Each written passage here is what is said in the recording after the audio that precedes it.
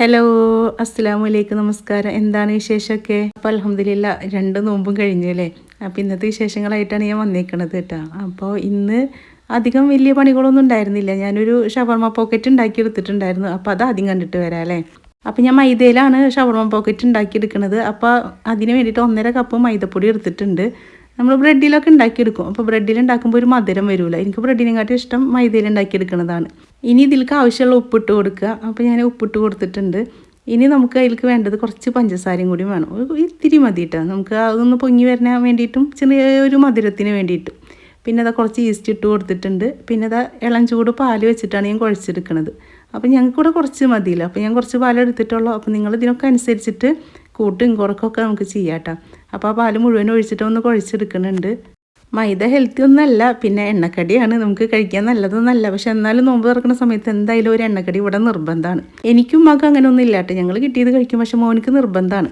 ഇതാ മൈദ നന്നായി കുഴച്ച് വെച്ചിട്ടുണ്ട്. ഇനി കുറച്ച് നേരം നമുക്കത് മാറ്റി വെക്കാം. അപ്പോഴത്തേനും അതിൻ്റെ ഉള്ളിൽ വെക്കാനുള്ള മസാല ഉണ്ടാക്കിയെടുക്കണമല്ലോ. അപ്പോൾ ഷവർമ പോക്കറ്റ് അല്ലേ, അപ്പോൾ അതിന് വേണ്ടിയിട്ട് ഇതാ ചിക്കൻ എടുത്തിട്ടുണ്ട്. ആവശ്യത്തിനുള്ള കുരുമുളക് പൊടി ഇട്ട് കൊടുത്തിട്ടുണ്ട്.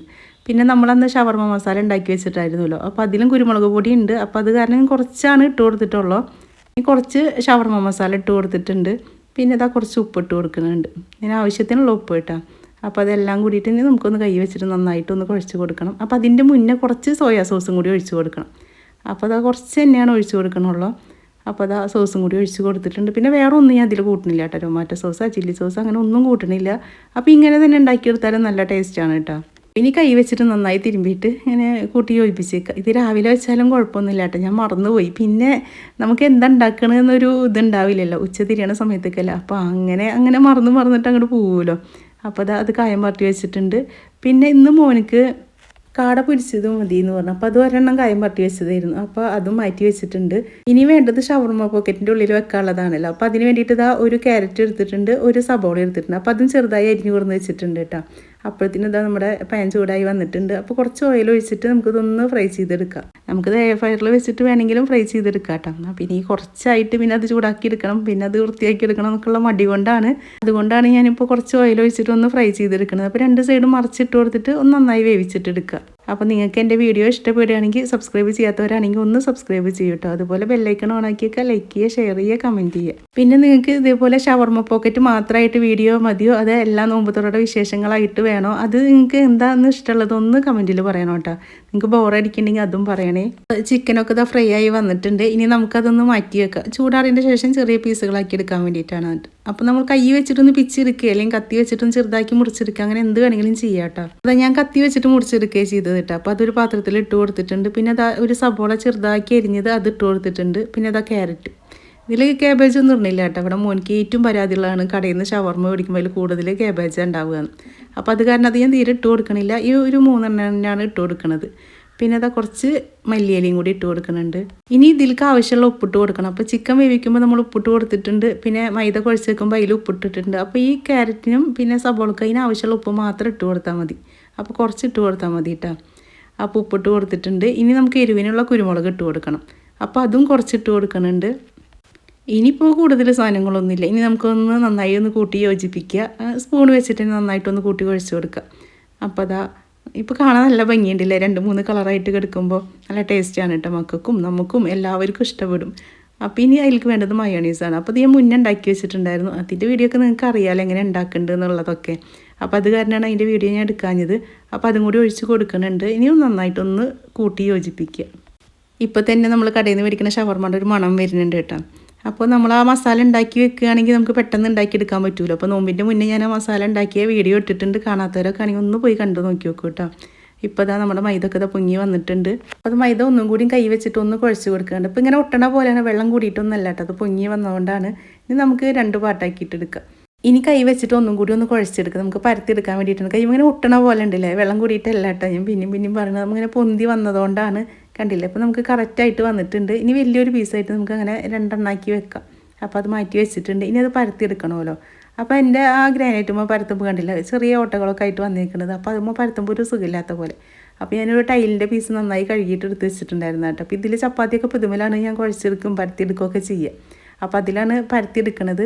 അപ്പോൾ കുറച്ച് മൈദ ഇട്ട് കൊടുത്തിട്ടുണ്ട്. ഇനി ഈ ഒരു പീസ് വെച്ചിട്ട് നമുക്ക് കൈ വെച്ചിട്ട് ഒന്ന് പരത്തി കൊടുത്തതിൻ്റെ ശേഷം കോയിൽ വെച്ചിട്ട് പരത്തിയെടുക്കാം. നമുക്ക് വലിയ ചപ്പാത്തിയുടെ ആ ഒരു ഷേപ്പാക്കിയിട്ട് എടുക്കാം കേട്ടോ.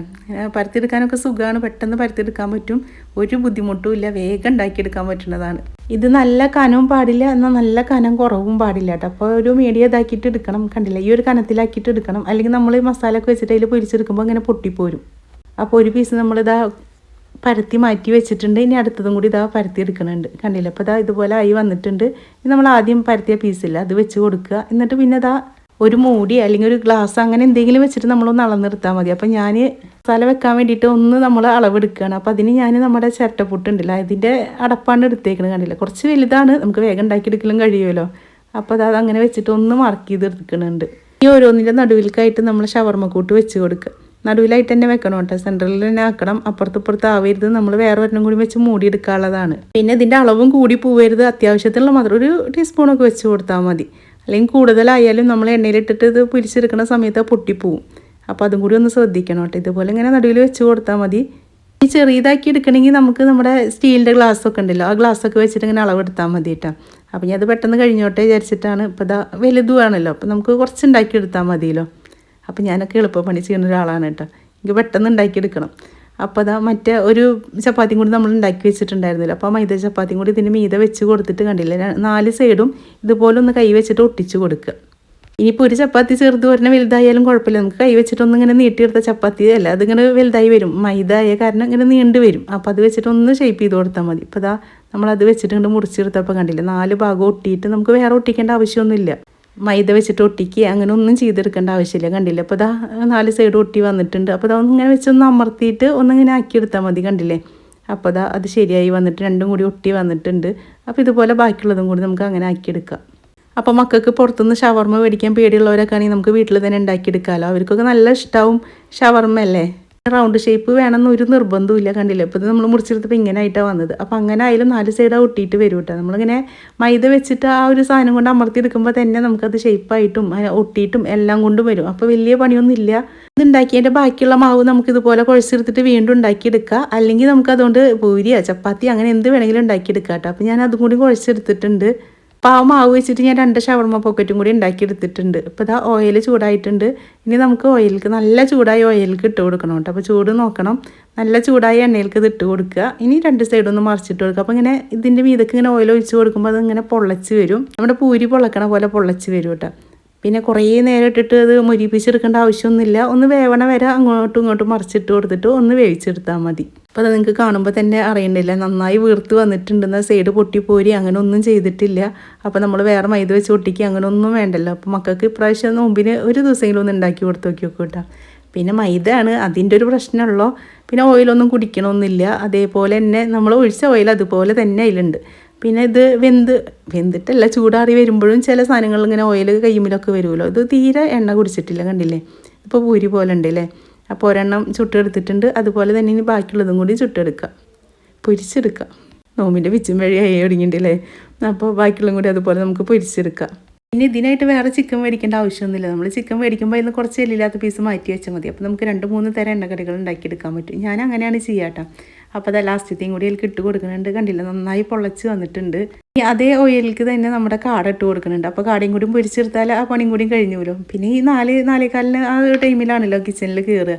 അപ്പോൾ പിന്നെ പെട്ടെന്ന് പണികൾ കഴിഞ്ഞെടുക്കണമെങ്കിൽ നമ്മളെല്ലാം കൂടി ഒരുമിച്ച് അങ്ങോട്ട് ചെയ്തെടുക്കണം. അസർ നിസ്കാരം കഴിഞ്ഞിട്ടാണ് ഞാൻ കിച്ചണിൽ കയറുള്ളൂ. അപ്പോൾ അതിൻ്റെ മുന്നേ കായം പട്ടി വെക്കാനുള്ളതൊക്കെ പട്ടിയിട്ട് വെക്കൂട്ടോ. അപ്പോഴല്ലേ നമ്മൾ എല്ലാം കഴിഞ്ഞ് വരുമ്പോഴത്തേനും മസാല ആയിട്ട് വരുള്ളൂ. അപ്പോൾ അത് കാട അങ്ങനെ തന്നെയാണ് പൊരിച്ചെടുത്തത്. അപ്പോൾ അതും കഴിഞ്ഞിട്ടുണ്ട്. പിന്നെ ഞാൻ മുന്നേ പറഞ്ഞിട്ടുണ്ടായിരുന്നല്ലോ ഒന്ന് പണി കുറവാണ് എന്നുള്ളത്. അപ്പോൾ അതാ ഇന്നലത്തെ ചിക്കൻ കറി അതുപോലെ ബാക്കിയാണ്. പിന്നെ അതാ പത്തിരി ഞാൻ കുറച്ച് ഇന്നലെ ചുട്ടെടുത്തിട്ടുണ്ടായിരുന്നു, ബാക്കി പരത്തിയിട്ട് അങ്ങനെ ഫ്രിഡ്ജിൽ വെച്ചതാണ്. അപ്പോൾ ഇതൊന്ന് ചുട്ടെടുക്കണം, പിന്നെ ചിക്കൻ കറി ഒന്ന് ചൂടാക്കിയെടുക്കണം, പിന്നെ കുറച്ച് തേങ്ങാപ്പാലും എടുക്കണം. അപ്പോൾ അത്രേ വേണ്ടുള്ളൂ, ബാക്കി എല്ലാ പണികളും കഴിഞ്ഞിട്ടുണ്ട്.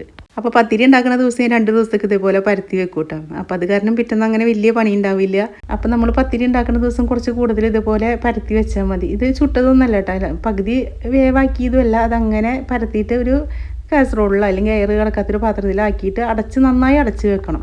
അല്ലെങ്കിൽ ഇങ്ങനെ ഒരു ബലം പിടിച്ച പോലെയും പിന്നെ നമുക്ക് എടുക്കുമ്പോൾ പൊട്ടി വരും. ഇപ്പോൾ കണ്ടില്ല, നമ്മൾ ഇന്ന് കുഴച്ചുണ്ടാക്കി അതേ പത്തിരി പോലെ തന്നെ ഒറ്റപ്പൊള്ളം പൊന്തി വന്നിട്ടുണ്ട്. അപ്പോൾ അതാ പത്തിരിയും കൂടി റെഡിയായി വന്നിട്ടുണ്ട്. കുറച്ച് പത്തിരി തന്നെ ചുട്ടെടുക്കണുള്ളൂ കേട്ടോ. അപ്പോൾ അതും കൂടി കുറേ ഉണ്ടാക്കിയാൽ എന്താണെന്ന് അറിയാം, നമ്മൾ പിന്നെ അത് കൊണ്ടുപോയി കളയാണ്. അതും ഈ നല്ലൊരു മാസമായിട്ട് നമ്മൾ പിറ്റന്നാൾ കൊണ്ടുപോയി കളയാന്നൊക്കെ പറയുമ്പോൾ അത് ഭയങ്കര വിഷമമല്ലേ. അപ്പോൾ ആവശ്യത്തിൽ ഉണ്ടാക്കിയെടുക്കുക. അപ്പോൾ അത് ചിക്കൻ കറി ചൂടാക്കാൻ വെച്ചിട്ടുണ്ട്. അപ്പോൾ ഇതും കൂടി ഒന്ന് തിളപ്പിച്ചെടുത്താൽ പണികൾ കഴിഞ്ഞു കേട്ടോ. പിന്നെ കുറച്ച് ചായ ഉണ്ടാക്കിയെടുക്കണം, അത്രേ വേണ്ടുള്ളൂ. പിന്നെ ഇവിടെ എല്ലാവർക്കും കട്ടൻ ചായ വേണ്ടത്. അപ്പോൾ അത് ചായയുടെ വീഡിയോ ഒന്നും ഞാൻ എടുക്കാഞ്ഞത്. പിന്നെ ഇതാ കുറച്ച് കസ്കസ് വെള്ളത്തിലിട്ട് കൊടുക്കുന്നുണ്ട്. ഇനി ഇതാ നോമ്പ് തുറക്കുന്ന സമയത്തേക്ക് കുറച്ച് കസ്കസും കൂടി വെള്ളത്തിലിട്ട് വെക്കുന്നുണ്ട്. അപ്പോൾ നമുക്ക് അത് ജ്യൂസ് ഉണ്ടാക്കുമ്പോൾ അല്ലെങ്കിൽ വെള്ളം കലക്കുമ്പോഴൊക്കെ അതിൽ ഇട്ട് കൊടുക്കാൻ വേണ്ടിയിട്ടാണ്. അപ്പോൾ അത് കുറച്ച് നേരം ഇരുന്ന് കുതിരട്ടെ. പിന്നെ ഇവിടെ അത്താഴത്തിനായിട്ട് പ്രത്യേകിച്ചൊന്നും ഉണ്ടാക്കണില്ല കേട്ടോ. പത്തിരി ബാക്കിയുണ്ടെങ്കിൽ പത്തിരി കഴിക്കും, അല്ലെങ്കിൽ പഴം കഴിക്കും. ഞാൻ വല്ലപ്പോഴും അതിന് ചോറിനാൻ കഴിക്കും തോന്നുള്ളൂ. അപ്പോൾ ആ സമയത്ത് എന്തെങ്കിലും ഉണ്ടാക്കിയെടുക്കും കേട്ടോ. അപ്പോൾ ഫ്രൂട്ട്സ് ആയിട്ട് തണ്ണിമത്തനും മുസമ്പിയും പിന്നെ കുറച്ച് ഈത്തപ്പഴം എടുത്തിട്ടുണ്ട്, അത് മാത്രമേ എടുത്തിട്ടുള്ളൂ. പിന്നെ ഇതാ നമ്മുടെ ഷവർമ പോക്കറ്റ്. നമുക്ക് കുറച്ച് വെള്ളം കലക്കിയെടുക്കണം. അപ്പോൾ അതിനായിട്ട് ഇതാ ഞാൻ 2 ഗ്ലാസ് എടുത്തിട്ടുണ്ട്. ഇനി അതിൽ ഐസ് ഇട്ട് കൊടുക്കുക. അപ്പോൾ തണുപ്പ് വേണ്ടവർ മാത്രം ഐസ് ഇട്ട് കൊടുത്താൽ മതി കേട്ടോ.